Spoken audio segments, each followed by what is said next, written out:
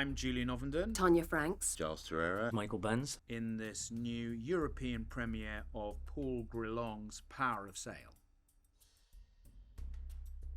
Power of Sale deals with a lot of subjects that we're dealing with, that society's dealing with at the moment in terms of race, tribalism, cancel culture, deplatforming, gender politics. The play takes place in America, but it could be happening anywhere.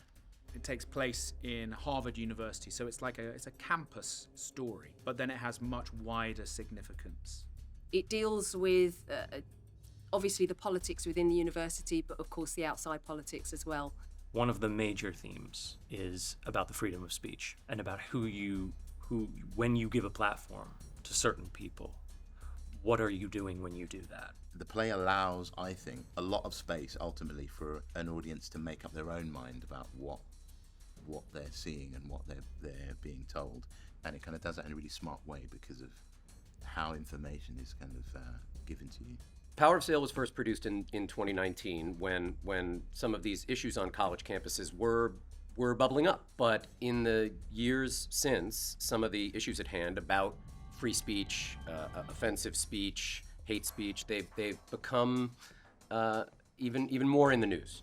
It can really stir emotions. It can certainly stir people politically. It's food for thought, for sure. If you give somebody access to say, for example, hate speech, is that freedom of speech? Or is that allowing something that should be shut down to take place on, for example, a university campus or in the media? In a way, the situation that happens in the play could be seen as quite a simple one.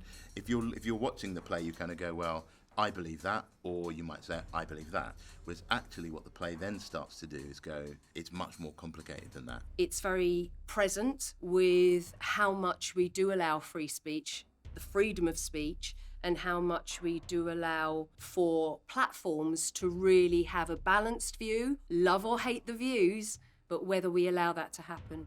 I think in the play, all the characters are very layered, which is always what you want, because we as humans are very complicated. It's not sort of, this is a good person, this is a bad person.